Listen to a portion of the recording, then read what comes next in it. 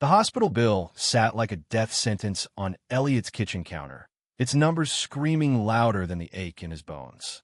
$127,000.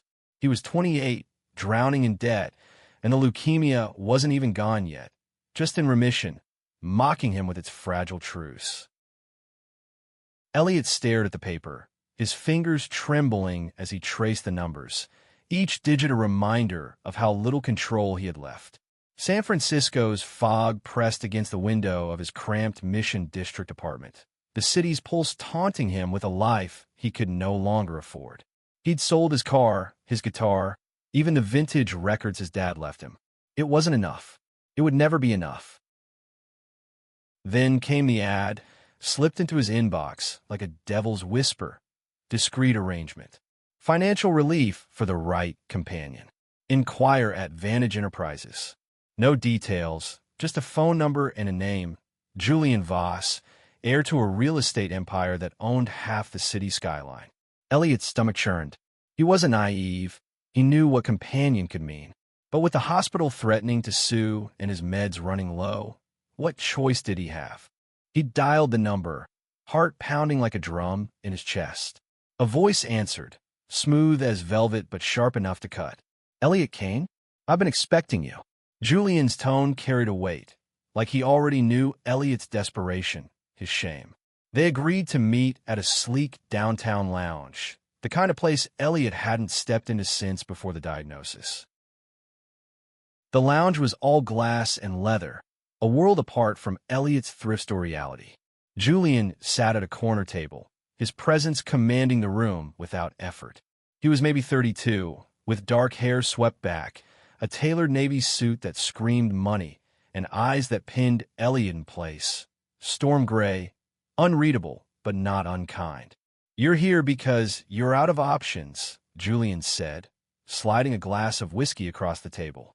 I'm here because I need someone who can play a part. No strings, no lies. Just business. Elliot's throat tightened. What kind of part? Julian leaned forward, his voice low. My family's traditional. They expect a certain image, a partner, a life that fits their mold. I don't have time for that, but I need someone to convince them I do. You be my companion. Publicly. Privately. You keep your life, I keep mine. In return, your debt disappears. Elliot's mind raced. It sounded too clean, too easy. Why me? He asked, his voice rough. You could hire anyone. Julian's gaze lingered, assessing. Because you're not just anyone. I've seen your file, your art, your fight. You're real. I need real. He paused, a flicker of something softer crossing his face. And I know what it's like to be backed into a corner. Elliot wanted to laugh, to call it bullshit, but those eyes held him. There was a story behind them, one Julian wasn't telling. Against every instinct, Elliot nodded. Okay, I'm in. The contract was signed that night, a sterile agreement for a year of appearances, galas, dinners, photos for the society pages. Julian would cover Elliot's medical debt, his rent, even his meds. All Elliot had to do was smile, hold Julian's arm, and pretend he belonged in a world that had never wanted him. A queer kid from Oakland with a chip on his shoulder and a body that kept betraying him. The first event was a charity gala at the Fairmont, a glittering cage of chandeliers and champagne. Elliot felt like an imposter in the borrowed tux Julian had sent, the fabric too smooth, too perfect. He stood at Julian's side, their arms linked, while cameras flashed and San Francisco's elite whispered. Julian's hand rested lightly on Elliot's back, steadying him, but there was a distance in his touch, a reminder this was all a performance. You're doing fine, Julian murmured as they moved through the crowd, his breath warm against Elliot's ear. Just keep breathing. Elliot forced a smile, but his chest ached, not from the cancer, but from the weight of eyes judging him, sizing him up. He was nobody, a prop in Julian's perfect life. Yet when Julian introduced him as my partner, the word landed like a spark, igniting something Elliot couldn't name. As the night wore on, he caught glimpses of Julian's world, his mother, a cold woman with a diamond smile, watching them like a hawk. His sister, Lena, who seemed to see through the charade with a knowing smirk. And then there was Julian himself, charming and untouchable, but with cracks showing when no one else was looking, a clenched jaw, a fleeting glance of exhaustion. By the time they left, Elliot's head was spinning. In the back of Julian's sleek black car, the city lights blurring past, Julian broke the silence. "You're not what I expected," he said, almost to himself. Elliot turned, catching Julian's gaze in the dim light. "What's that supposed to mean?" Julian hesitated, then looked away. "You make it hard to keep this just business." The words hung between them, heavy with possibility. Elliot's heart stuttered, but he pushed it down. This was a deal, nothing more. He couldn't afford to feel anything else, not when his life depended on it.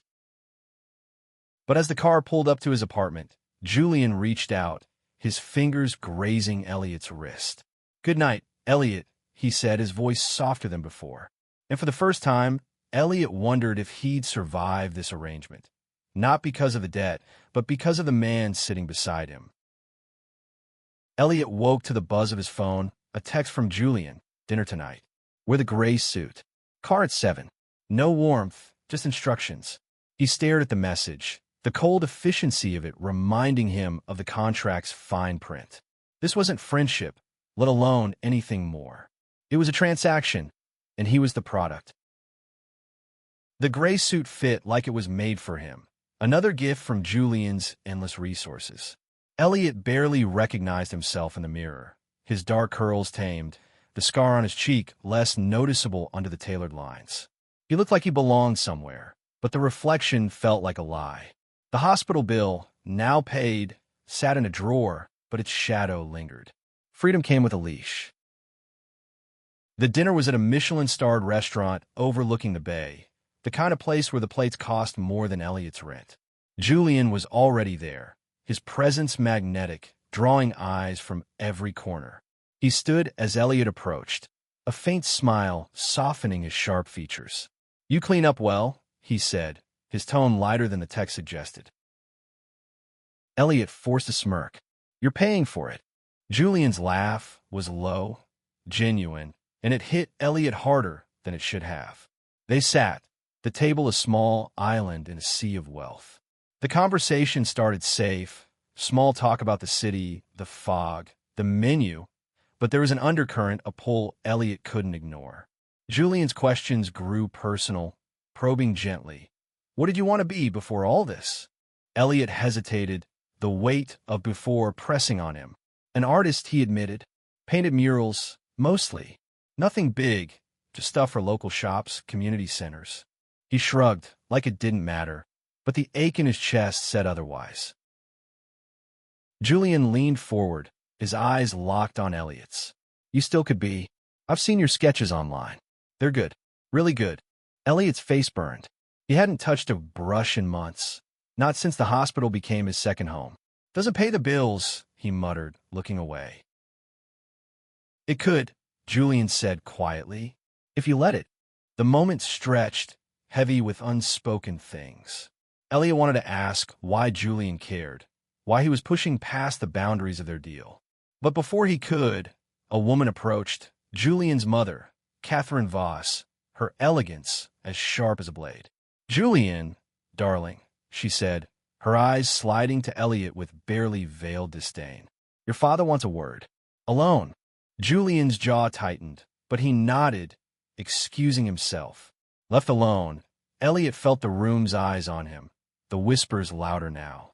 He overheard a snippet from a nearby table. "Voss's new toy. Wonder how much he's paying for that one." The words cut deeper than they should have, slicing through the fragile confidence he'd built. When Julian returned, his mood had shifted, his warmth replaced by a guarded edge. "Let's go," he said, his voice clipped. In the car, the silence was suffocating. Elliot wanted to ask what had happened, but Julian's hands gripped the steering wheel too tightly, his knuckles white. "Family stuff," Julian finally said, unprompted.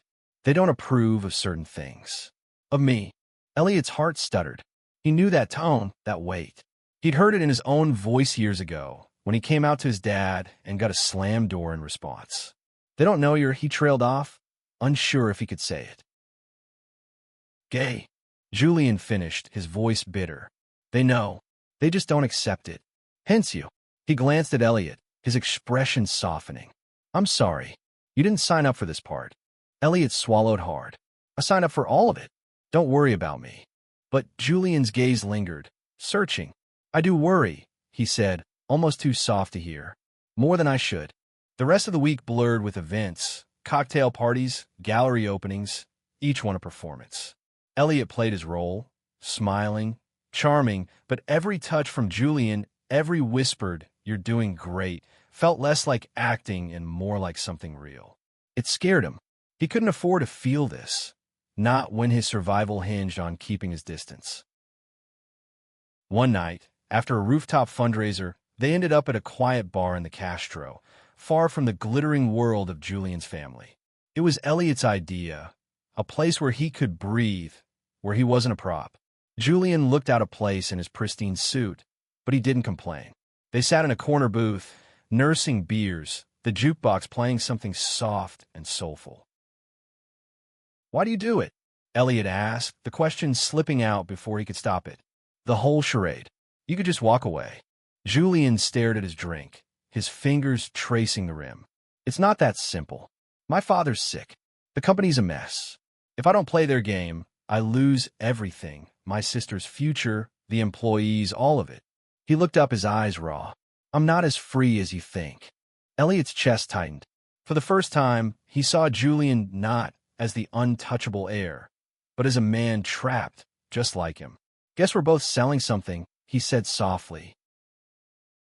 Julian's hand slid across the table, stopping just short of Elliot's. Maybe, but you're not what I'm selling, Elliot. You're more. The air between them crackled, and for a moment, Elliot forgot the contract, the debt, the lies. He wanted to reach out, to close the distance, but fear held him back. This wasn't real. It couldn't be. The next morning, Elliot woke to a package at his door. A set of professional-grade paints and a canvas. No note, but he knew who'd sent it. Julian. The gesture hit like a punch, stirring something dangerous in Elliot's chest.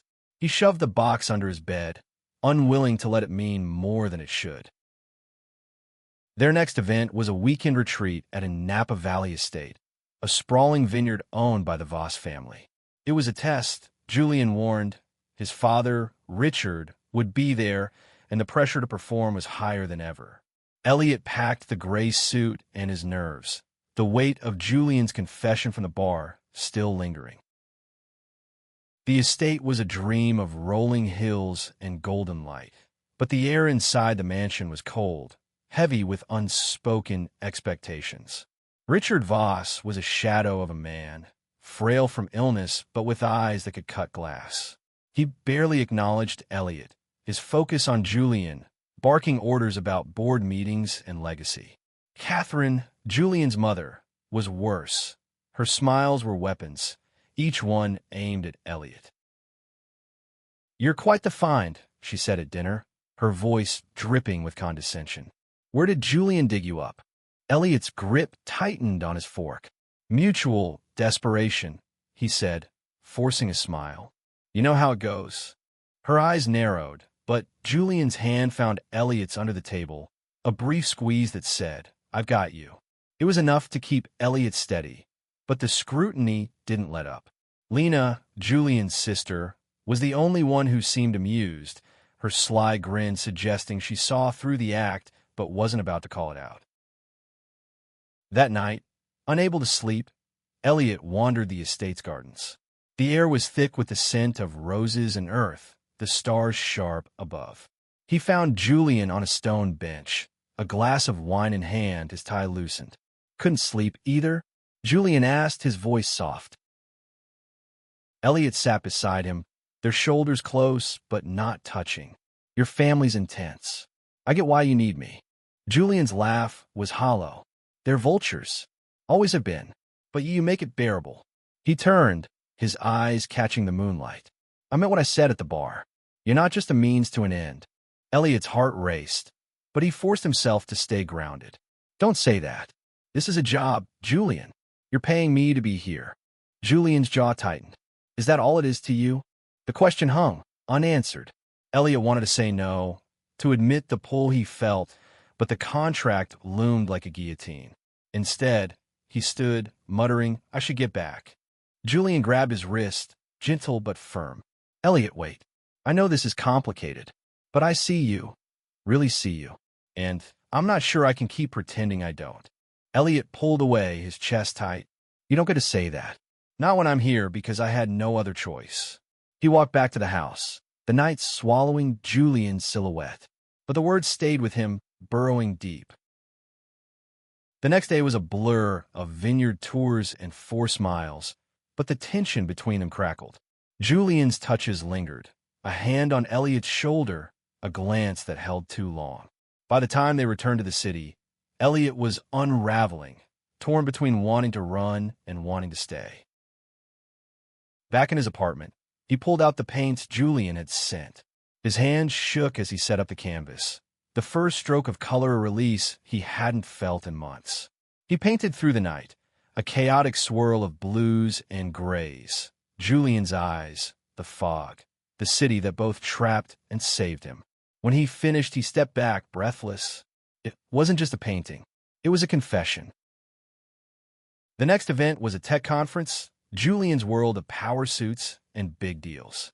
Elliot played his part, but his mind was elsewhere, replaying Julian's words in the garden. During a break, Julian pulled him aside, his expression serious. "I need to tell you something about why I chose you." Elliot braced himself. "What now?" Julian hesitated, then spoke low. "I saw you before the ad, at a community center, painting a mural. You were alive. I couldn't look away. When I found out about your debt, I used it as an excuse. I wanted you in my life, Elliot. Not just for this." Elliot's breath caught. It was too much, too real. "You can't just say that," he stammered. "You don't know me."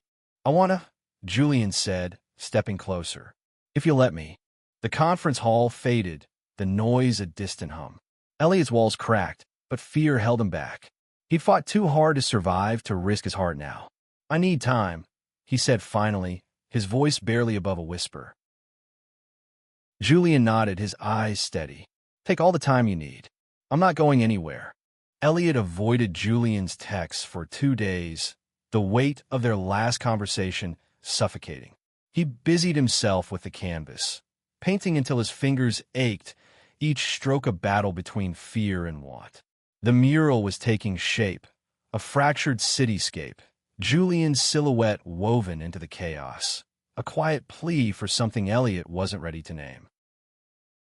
When he finally answered Julian's call, his voice was guarded. "What's the next event?" "No event," Julian said, his tone softer than usual.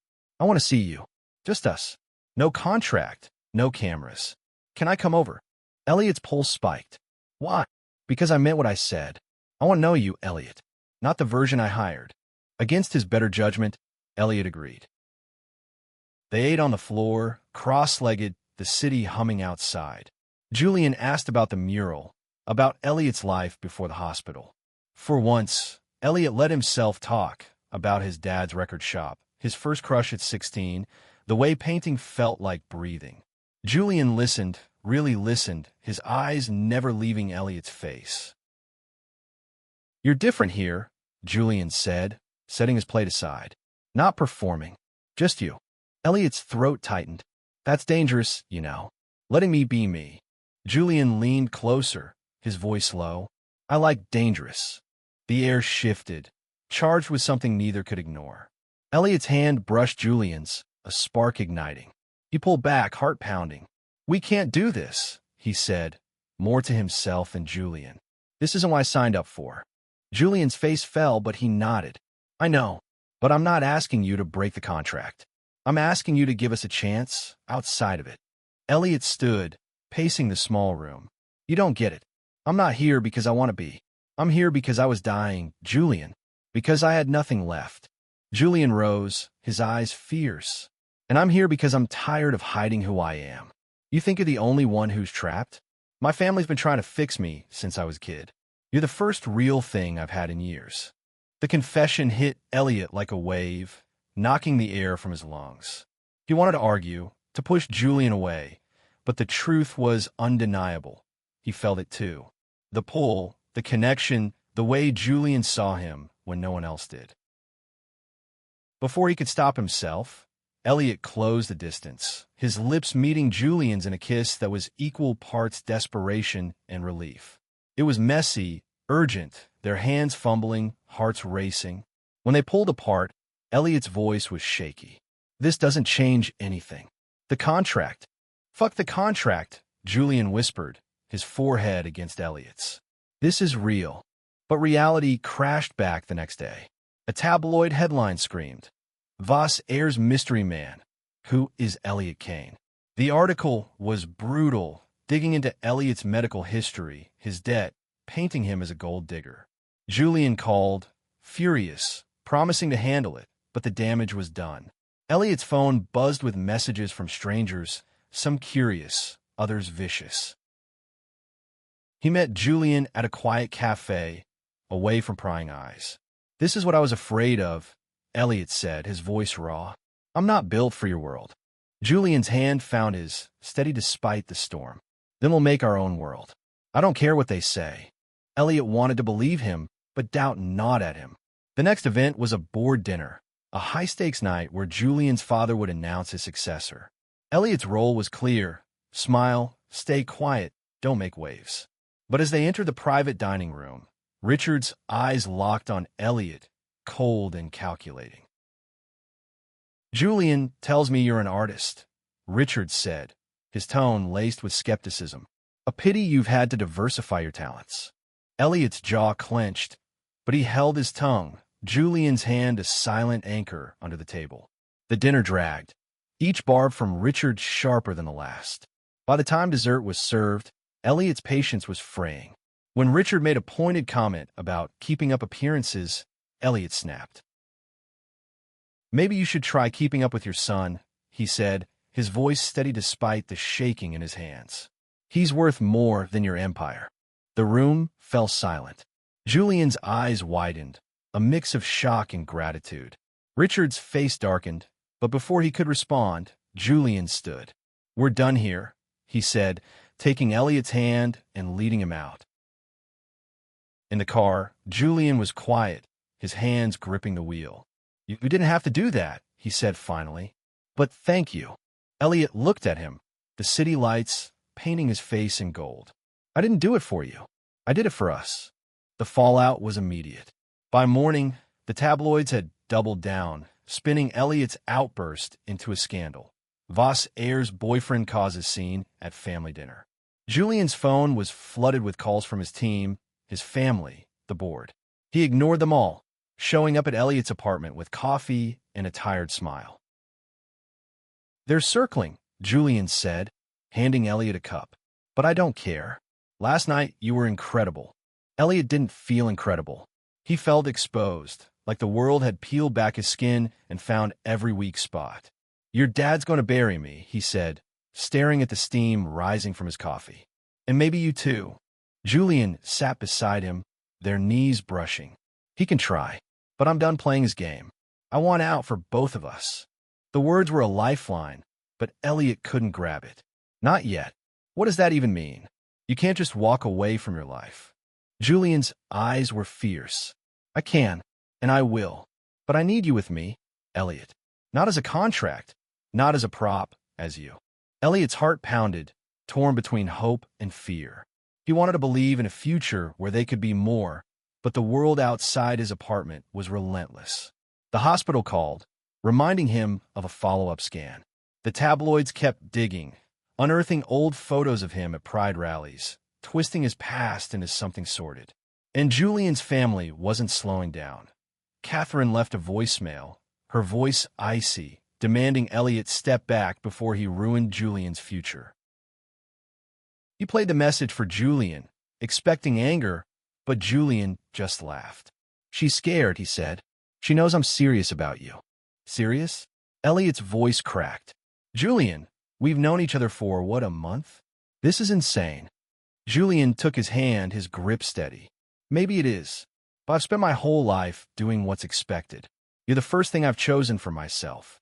The words broke something in Elliot, a wall he'd built to survive. He kissed Julian, softer this time, less desperate, but no less real. For a moment, they were just two people, not a contract, not a scandal. But the world wouldn't let them forget. The next event was a charity auction, a glittering affair at the De Young Museum. Elliot dreaded it, knowing the cameras would be merciless. Julian insisted he didn't have to go, but Elliot refused to hide. "If we're doing this," he said, "we do it together." The auction was a whirlwind of wealth and judgment. Elliot felt every stare, every whisper, but Julian's presence grounded him. They bid on a painting, a vibrant abstract that reminded Elliot of his own work, and won, Julian's hand squeezing his in triumph. For a moment, it felt like they'd won something bigger. Then Lena cornered them, her smirk sharp. "You two are cute," she said, sipping champagne. "But Dad's not done. He's got plans for you, Julian. And your artist isn't part of them." Julian's face hardened. "He doesn't get to decide that." Lena raised an eyebrow.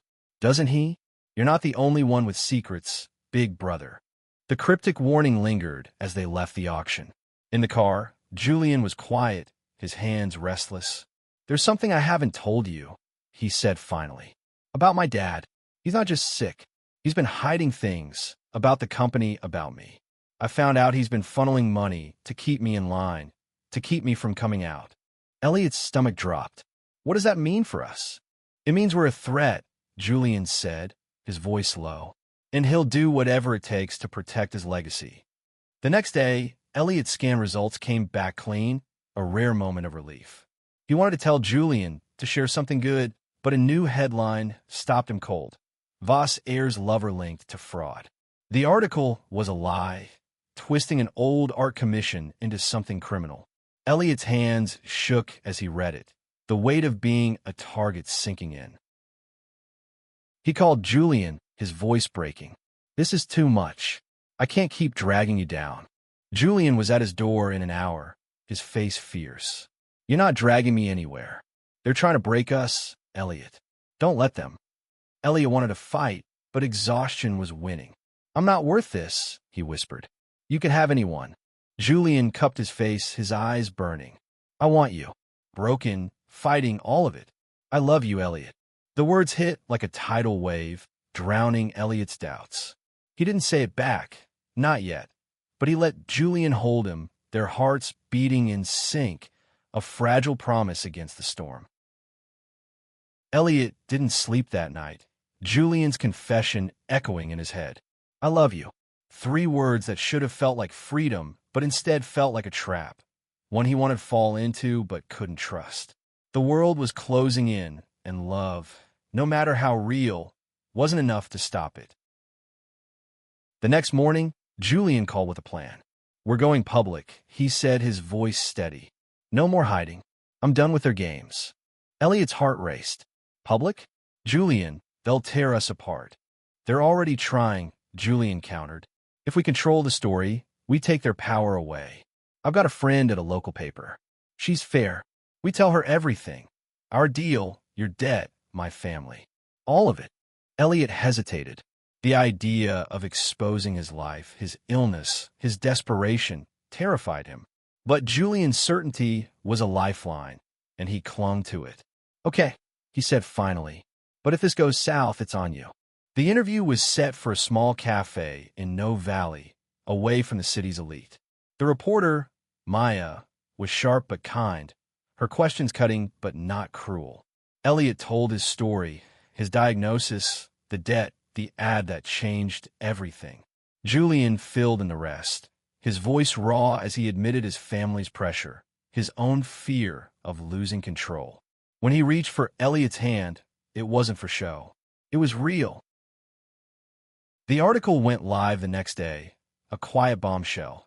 The Heir and the artist, a love beyond the contract. It was honest, unflinching, and the response was immediate.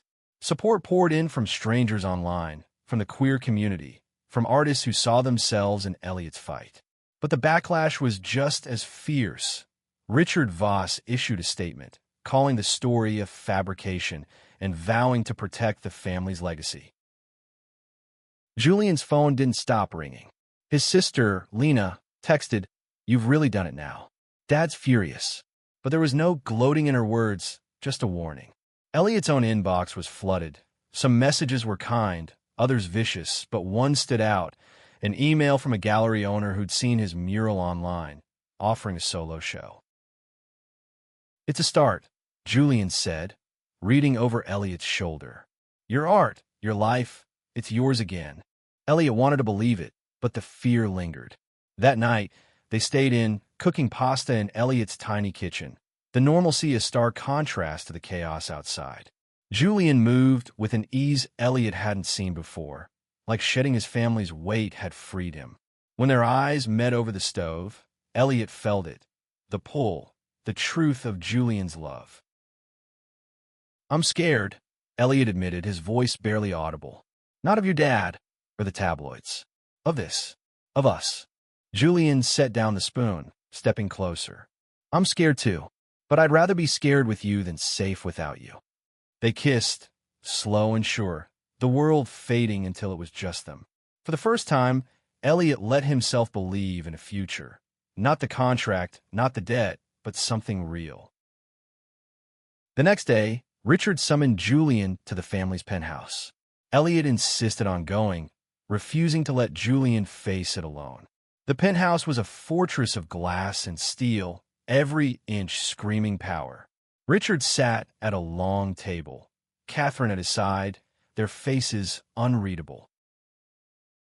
"You've humiliated us," Richard began, his voice weak but venomous. "This stunt ends now." Julian didn't flinch. "It's not a stunt. It's my life. And Elliot's part of it." Catherine's laugh was sharp. "He's a liability, Julian. A sick boy with no future. You think you can throw away everything for him?" Elliot's chest tightened, but Julian's hand found his, grounding him. "He's more than you'll ever understand," Julian said.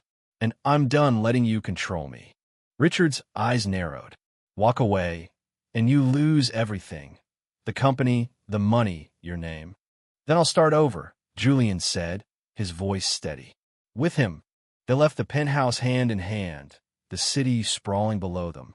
Elliot's heart pounded, not with fear, but with something new, hope.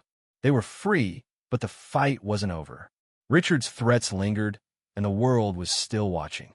But for the first time, Elliot felt like they could face it together.